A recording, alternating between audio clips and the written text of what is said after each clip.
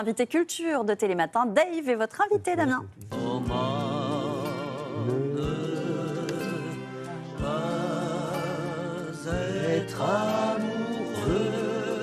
Comment ne pas être amoureux de vous? C'est le titre de votre autobiographie. Bonjour, Dave. Bonjour, oui, désolé, c'est un peu prétentieux comme titre, mais c'est non, pas moi qui ai choisi. C'est le titre d'un de vos tubes, donc Oui, et puis c'est vrai que c'est une chanson d'Elvis Presley que j'ai adoré chanter. Et là, je viens d'écouter donc une phrase et je me suis souvenu en écoutant que j'étais très enrubé.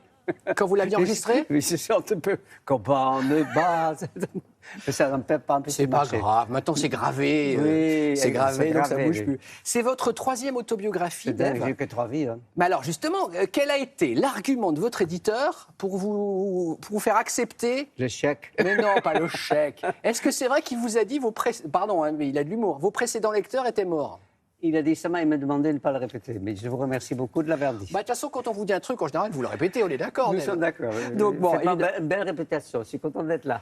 On est content de vous accueillir, d'autant que vous étiez où? À Charleroi hier. Eh oui, j'ai fait mon métier. Quel bonheur d'être sur scène. C'est vraiment... Ouais. C'est marrant parce que quand j'ai dit ça, je ne sais pas pourquoi je pense à Annie Cordy. Parce que j'adore Annie Cordy. Et que j'étais tourné avec elle. Elle battait toute la journée parce qu'elle avait un problème dans le genou. Et quand elle était sur scène, elle dansait comme une jeune fille. Évidemment. Il est succulent, il est délicieux, votre bouquin. Parce que je croyais que vous parliez de moi. Bah aussi un peu, oui. Parce que vous êtes très honnête, vous revenez sur votre enfance, on va y venir. Les succès, les années 80 qui ont moins marché. Les insuccès ou les mésuccès, on va dire. En tout cas, on vous reçoit, on est content. Donc forcément, on a envie de se replonger dans votre discographie. Voici des tubes, que des tubes de Dave.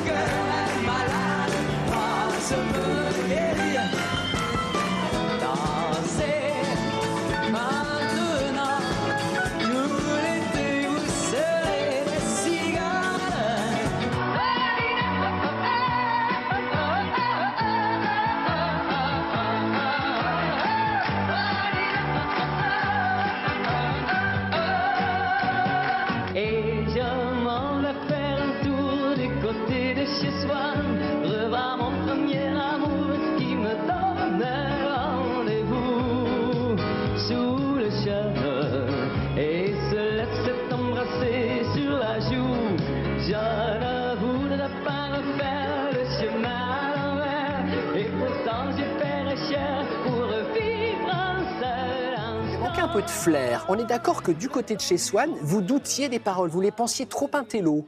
Oui, sans faire être trop pedant, mais c'est vrai que quand tu as chanté Vanina, qui est un nom de jeune fille, Mon cœur malade, qui va me, je vous remercie.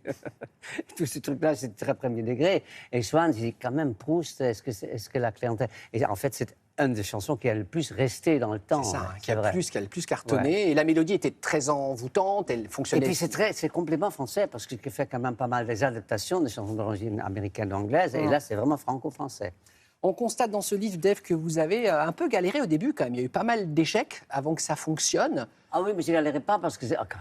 Quand à 20 ans, on fait la manche. Je veux dire, si aujourd'hui, je devrais faire la manche devant les terrasses, ça sera un peu pathétique quand même. Ouais. Mais à 20 ans, chanter dans une crêperie... Quand les gens qui font la manche me demandent des conseils parce qu'ils savent que moi, je l'ai fait, je dis, je prenais surtout les crêperies ou les pizzerias parce que ça change plus souvent de clients. Ah, c'est un conseil à donner pour les gens qui... C'est vrai que le turnover, ce qu'on appelle le turnover... Et c'est surtout fiscalement, c'est très intéressant. Pourquoi fiscalement? Parce que ça va directement dans la poche. On salue le fisc qui nous regarde certainement ce matin. C'est un ami. J'ai retrouvé une archive de 1966, juillet 66, Dave. Vous êtes à Cannes, vous chantez. Alors là, ce sont vos débuts, c'est terrible parce que les gens, évidemment, ils n'écoutent pas, ils sont en train de manger. Ouais. Regardez cette archive, elle vaut son pesant d'or. Regardez.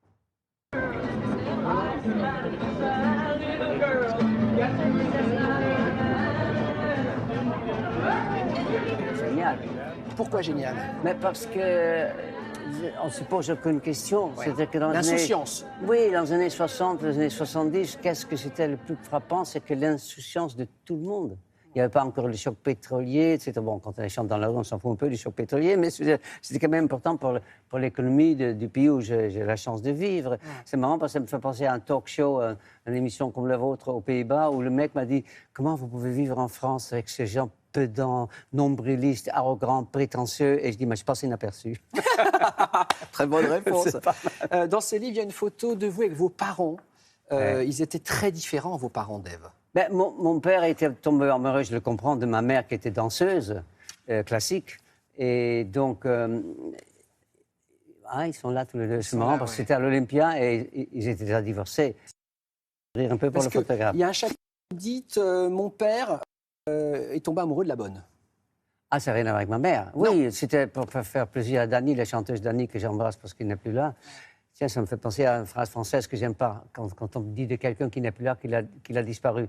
Votre mère, votre grand-mère, quand ils sont plus là, ils ne sont pas disparus, ils sont dans votre tête et dans votre cœur. Donc ils ne disparaissent pas. Changeons les mots. Dites qu'ils sont morts. Mais en parlant d'autre chose, c'est vrai que mon père est tombé amoureux vraiment, vraiment de la bonne. C'était pas juste un coup de, j'allais dire un gros mot, c'était pas juste sexuel. Il est resté avec elle jusqu'à la fin de sa vie. Évidemment, on était tous tristes pour ma mère et c'est emmerdant, quoi. C'est qu'il est parti avec elle. Et évidemment, elle avait 40 ans de moins que ma mère. Donc, c'est des choses qui arrivent quand on est dans le... Comment ça s'appelle des années... Ah, le démon de midi? Démon de midi. Vous allez y aller très bientôt. Oui, j'en suis sorti déjà, moi, Dave.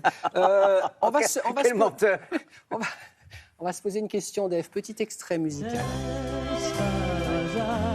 Si cette nuit, une étoile brille au-dessus de l'eau comme le Hasard, Dave, si vous avez fait la carrière que vous avez faite, est-ce que quelque part, Patrick Loiseau n'est pas aussi une des composantes de ce succès? C'est-à-dire que Patrick Loiseau, pour ceux qui ne le savent pas, c'est l'auteur de toutes mes chansons et mon compagnon. C'est votre parolier et votre compagnon depuis 1971. Eh oui, il faut le faire. 50 ans. D'ailleurs, si jamais un jour le métier de chanteur s'arrête, ce que je n'espère pas du tout, je ferai un bureau de conseil matrimonial. Ah, vous conseillerez... Mais oui, parce qu'est-ce que c'est le plus important? Pour les couples qui durent. Le couple qui dure, le deux mots importants, c'est donner et surprendre. Surprenez toujours votre femme, votre mari, etc. Pas de routine, c'est ça? Ah, c'est dur. Hein. Ouais. Vous revenez, Patrick, sur le 29 janvier 2022, sur cet accident que vous avez eu chez vous. 29 janvier 2022. D'ailleurs, vous étiez venu à Télématin la veille ou 2 jours avant, je crois. En fait, on va faire très court. C'est pas de bonheur. Ah, pardon, alors faites gaffe en partant.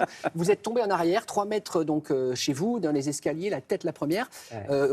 Donc vous avez eu de gros problèmes d'hémorragie 4 jours cérébrale. de coma, mois d'hôpital, hémorragie cérébrale, et surtout comme conséquence, comme beaucoup de gens qui ont eu le Covid, c'est le problème de goût et l'odorat, sauf qu'avec le Covid, ça peut durer peu de temps. Encore que je connais quelqu'un qui a ça depuis le Covid.